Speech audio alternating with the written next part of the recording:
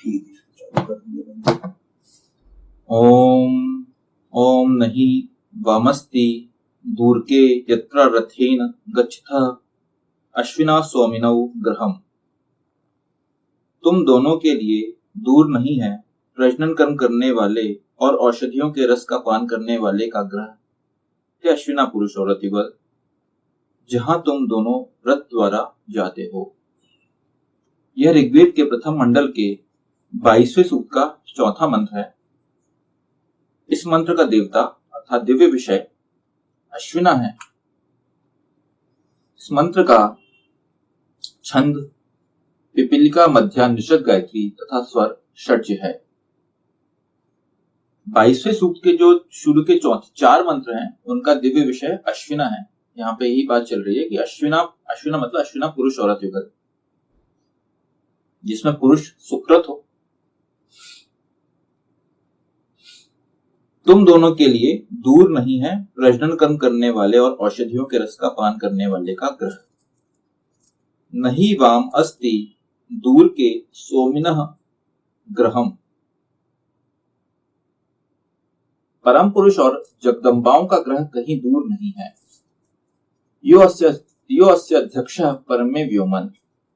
जो इस सृष्टि का अध्यक्ष है परम व्योम में। ऋग्वेद 10वां मंडल 129वां सूक्त 7वां मंत्र। अर्थात परम व्योम ही परम पुरुष जगदम्बाओं का ग्रह है। वह कहीं दूर नहीं अपितु यही दूसरे आयाम में पाया जाता है। यहाँ पे जो बात बोली गई है, पहले सबसे जो पहला फुटनोट है वो ये बोला गया है, तुम दोनों के लिए दूर नहीं है प्रजनन कर्म करने वाले और औषधियों के रस का पान करने वाले का ग्रह। इसका मतलब यह है कि जब बात अश्विना की आती है, पुरुष और पति पत्नी की आती है, वहां पे उनका जो आइडल होना चाहिए, मतलब जिनसे उनको प्रेरणा लेनी चाहिए, परम पुरुष और जगदम्बा होती है। परम पुरुष और जगदम्बा मतलब परम पुरुष मतलब आदि पुरुष, प्रथम पुरुष। वेद के हिसाब से जो भी वेद के हिसाब से वेद जो बताता है, वेद में यही बोला गया है कि जो सृष्टि का अध्यक्ष है वो है परम पुरुष और जो सृष्टि का सम्राट है वो है ईशान।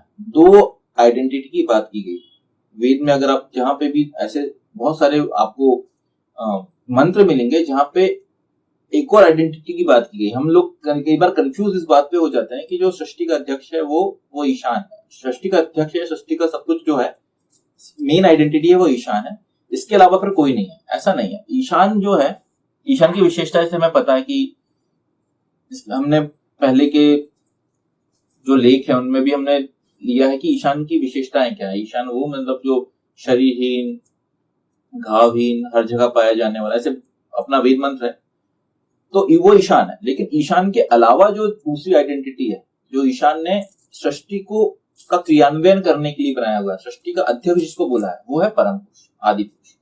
और परम पुरुष की जो पत्नियां हैं, परम पुरुष के बहुत सारे शरीर हैं। जैसे अगर भगवान विष्णु, भगवान शिव, भगवान ब्रह्मा, भगवान कृष्ण, भगवान राम, जो भी लें, ये सब परम पुरुष के ही अवतार है। परम पुरुष एक ही शरीर है जो हर एक अलग अलग समय पे ये आए हैं। वो क्यों आए हैं, वो भगवान कृष्ण ने अपने महाभारत के टाइम समय पे खुद उन्होंने गीता में बताया कि क्यों परम पुरुष अपना अवतार लेके क्यों आना पड़ता है, वो हम सब जानते हैं गीता के माध्यम से। लेकिन यहाँ पे ये बात की गई है कि परम पुरुष और जगदम्बा है। अब आपको जब आपका जीवन आपको स्टार्ट करना है, यहाँ पे यही वही बात की गई है। जहां पे पति और पत्नी की बात की गई है तो आपका जो आप हमेशा किसी ना किसी से इंस्पायर होते हो। जैसे कि किसी खिलाड़ी को अच्छा क्रिकेटर बनना है तो वो उसके लिए कोई आइडल इंसान होगा। अगर कोई क्रिकेटर बनना चाहता है तो वो शुरू से ही, अगर पहले के जमाने, थोड़ा पहले पुरानी पीढ़ी का है तो उसके लिए गावस्कर या सचिन तेंदुलकर, आज के टाइम में कोहली, रोहित शर्मा, ऐसे लोग आपके आइडल रहेंगे। सिमिलरली आपको एक अच्छी विमेन, अगर कोई लड़की है उसको महिला क्रिकेटर बनना है तो उसके लिए स्मृति मंदाना, आपके बहुत सारे ऐसे क्रिकेटर्स हैं जो कि लड़कियों में भी है, हरमनप्रीत कौर, ऐसे मैं एग्जांपल इसलिए ले रहा हूँ, ये इसलिए बताने के लिए लिया जा रहा है कि हर किसी का एक जगह पे, आपको अगर एक अच्छा सक्सेसफुल इंसान बनना है तो उसके लिए आपको उसका अपना एक आइडल बनाना पड़ेगा। अब जहां पे बात होती है अश्विना की, एक पुरुष और औरत की, एक पति और पत्नी की, तो अगर आपको एक अच्छा पति पत्नी युगल बनना है तो आपको उस युगल को आइडल बनाना पड़ेगा जो बेस्ट है। तो इस मंत्र में यही बोला गया है कि जो आपका आइडल होना चाहिए वो परम पुरुष और जगदम्बाएं होनी चाहिए। अगर आप उनको अपना आइडल मानते हैं, उनकी लाइफ से प्रेरणा लेके, जैसा उन्होंने कैसा अपना जीवन, जैसे मैंने अभी एग्जांपल लिया था कि भगवान राम और भगवान भगवती सीता, उनके जीवन, अगर आपको एक अच्छा पति पत्नी बनना है तो आपको पति पत्नी दोनों को साथ में उनके जीवन से प्रेरणा लेनी चाहिए कि इन्होंने कैसे अपना जीवन जिया, कैसे अच्छे पति पत्नी बने। वही इसी मंत्र में उसी बारे में बात की गई है कि तुम दोनों के लिए दूर नहीं है प्रजनन कम करने वाले और औषधियों के रस का पान करने वाले का ग्रह।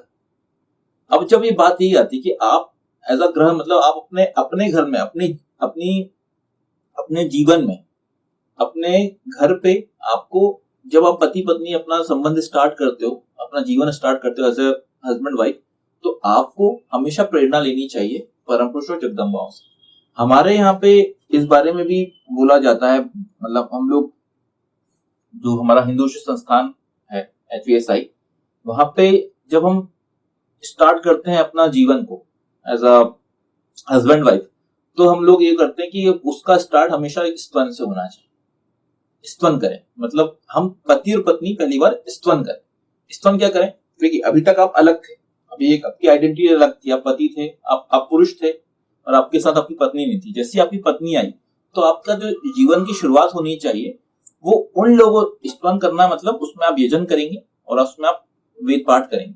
तो जब आप यजन करते हैं तो आपकी आवृत्ति एज अ पति और पत्नी, आपकी आवृत्ति आप कनेक्ट करते हैं परम पुरुष और परम पुरुष और जगदम्बाओं से। तो आपका यही यहाँ पे पॉइंट, वही बात की गई है कि आपको अपने जीवन की जो स्टार्ट करना है, आप जीवन का स्टार्ट आपका, जहां पे सोम की बात आती है वहां पे दोनों चीजें जाती है कि औषधियों के रस का पान, मतलब आपको एक स्वस्थ जीवन भी जीना है और स्वस्थ जीवन के जीने के साथ साथ आपका जो प्रजनन कर्म है वो भी आपका एक सक्सेसफुल होना चाहिए।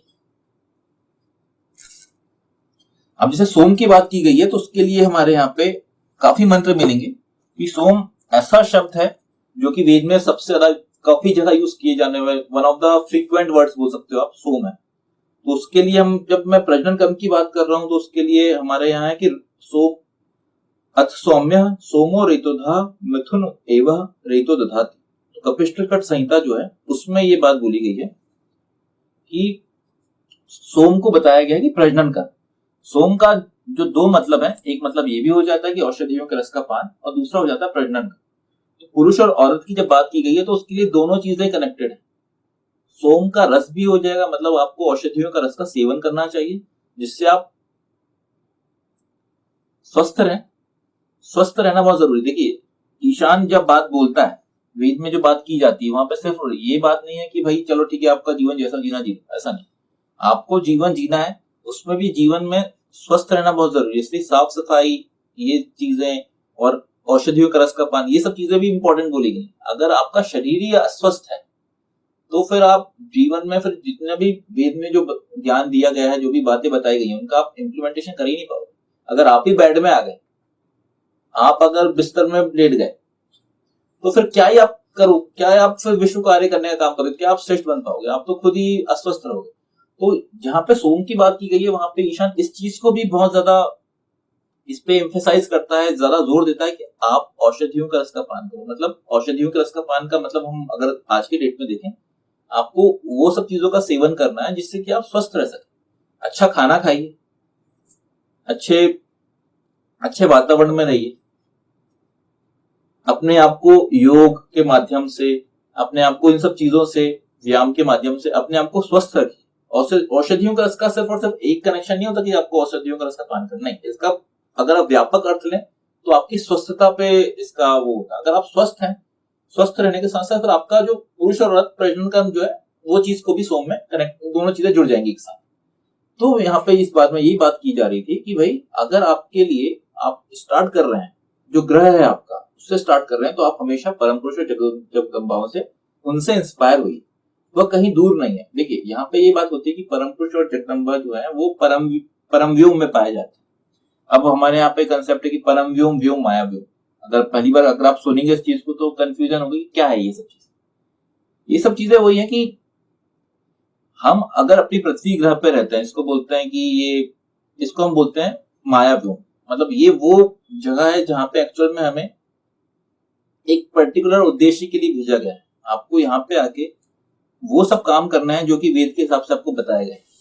आपको एक ऐसा जीवन जीना है जिससे कि आप खुद खुद खुश रहें, आप अपने परिवार को खुश रख सकें, अपने आप को श्रेष्ठ बना सकें। करुणंतो विश्वम की बात की गई है, वो माया व्योम के लिए की गई। लेकिन जब आप इनसे अपनी जो अवस्था है, पुरुष अवस्था से अगर आप और ऊपर उठते हैं, आप देवत्व ऋषित्व और देवत्व को प्राप्त करते जाते हैं, तो फिर आपको फिर माया व्योम का फिर कंसेप्ट आप उससे अगर आप इन सबको जोड़ेंगे यहाँ पे तो ये वही हो जाएगा। एक ही इसी पर्टिकुलर जगह पे भी व्योम है, परम व्योम और माया व्योम सब कुछ यहीं पे हो जाएंगे। कैसे हो जाएंगे कि अगर आप यहां से अगर आप इसी स्थिति में आप ऋषित्व और देवत्व को प्राप्त कर लेंगे तो फिर आपको आपके लिए ये यहाँ पे ये व्योम बन जाएगा।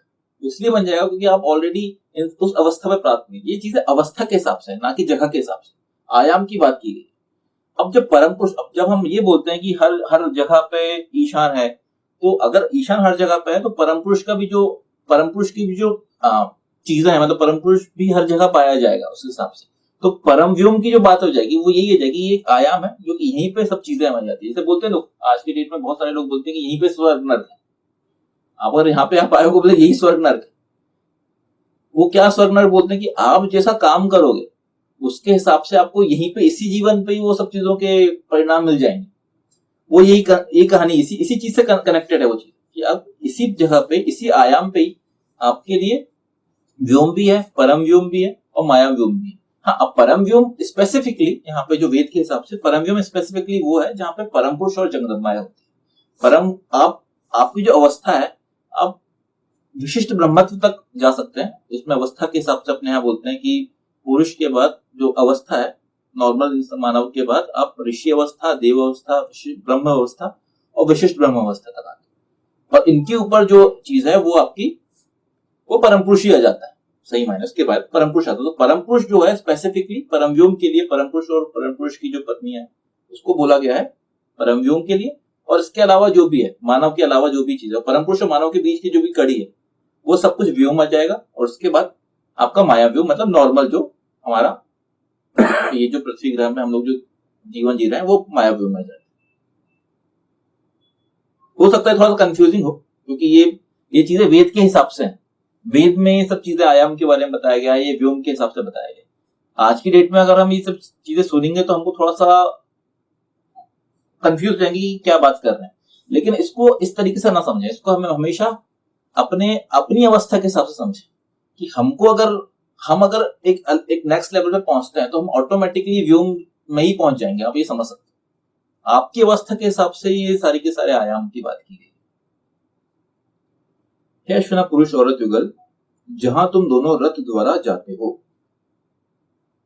अश्विना यत्र रथेन गच्छता, अपने शरीरों के माध्यम से ही पुरुष औरत युगल उनसे संपर्क कर सकते हैं।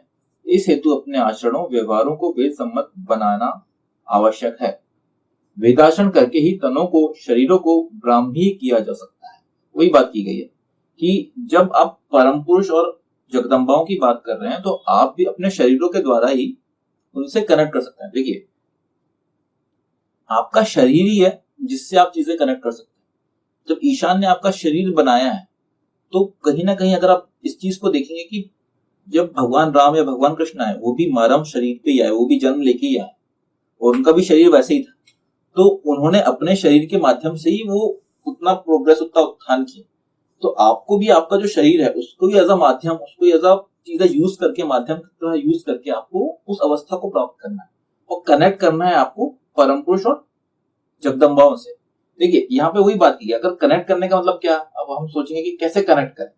कनेक्ट करने का मतलब ये कि आपको उनकी तरह जीवन जीना है तो आप ऑटोमेटिकली कनेक्ट कर जाएंगे। कनेक्ट करने का मतलब ये नहीं कि हम बैठे हैं और हम कनेक्ट कर जाएंगे, ऐसा नहीं होता। कनेक्ट करना मतलब क्या कि आपको भगवान राम और भगवती सीता, ये एग्जाम्पल मैं इसलिए ले रहा हूँ बार बार क्योंकि ये ऐसा एग्जाम्पल था जिसमें कि आज की डेट में बहुत ज्यादा सुटेबल है, क्योंकि आज की डेट में बहुपत्नी का बहुविवाह ये जो चीज है वो अब नहीं है। पहले के टाइम में त्रेता युग में भी इवन भगवान राम के जो उनके पिता थे उनकी भी 3 पत्नियां थी, बट आज की डेट में अपने यहाँ पे हमारे यहाँ सिंगल, हम हिंदू संस्कृति में अपने कल्चर पे हम एक पत्नी वादी हमारा कल्चर है। तो हमारे लिए सबसे अच्छा उदाहरण जो है वो भगवान राम और भगवती सीता का है। तो उन्होंने जैसा अपने जीवन में आचरण किया, उनसे अगर उनसे आप इंस्पायर होकर आचरण करेंगे, यही हो गया उनसे कनेक्ट करना, संपर्क करना। ये चीज है, आप इसको कहीं भी कंफ्यूजन ये नहीं होना चाहिए कि इनसे कैसे हम संपर्क करें, क्या करें, ऐसा कुछ भी नहीं। यहाँ पे पूरा जो वेद बात करता है सिर्फ और सिर्फ कर्मों के माध्यम से ही आप कनेक्ट कर सकते हैं। आप सोच रहे हैं कि मैं बैठे बैठे ऐसा कुछ साधना कर लूं जिससे कि मैं सिर्फ और सिर्फ भगवान को प्राप्त कर लूं, ऐसा कुछ नहीं होता। अगर आप सोचोगे कि मैं बैठूंगा तपस्या करूंगा, जो हम अपने सीरियलों में देखते हैं कि वो बैठे हैं, वो तपस्या कर रहे हैं और तपस्या करते करते एकदम से वो प्रसन्न हो गए भगवान और उन्होंने आशीर्वाद दिया, ऐसा कुछ नहीं होता। यही है कि आपको तप का मतलब, आज की डेट में तप का मतलब यह है कि वैसा जीवन जीना। तब आज की डेट में अगर आप तप करोगे तो आज के समाज में, आज के इस पूरे जो हमारा जो सोसाइटी है उसमें अच्छा जीवन जीना अपने आप में एक बहुत बड़ा तप है, क्योंकि इतना आसान नहीं है, चीजें बहुत टफ है। उन टफ लाइफ के अलावा भी, इसके होते हुए भी अगर आप उनसे निकल के अपने आप को एक अच्छा जीवन देते हो, अच्छा खुश अपना परिवार को खुश रखते हो, तो वही यही एक प्रकार से तप। तो अगर आप अच्छे पति पत्नी बनते हो, अपनी संतानों को एक अच्छी शिक्षा देते हो, यही एक तप। यही तो, इसी की बात तो की गई है कि विश्व को आर्य करना, श्रेष्ठ बनाना, खुद को श्रेष्ठ बनाना, ये वही सब, यही तप है। इन पे अगर आप आचरण करते हो, इनको फॉलो करते हो, तो आप ऑटोमेटिकली कनेक्ट कर रहे हो जगदम्बाओं से। ये है मतलब इंस्पायर होना, ये बात की गई। तुम दोनों के लिए दूर नहीं है प्रजनन कर्म करने वाले और औषधियों के रस का पान करने वाले का ग्रह है अश्विना पुरुष और रथ युगल, जहां तुम दोनों रथ द्वारा जाते हो। ओम नहीं वामस्ति दूर के यत्र रथेन गच्छतः अश्विना स्वामिनौ ग्रहम। ओम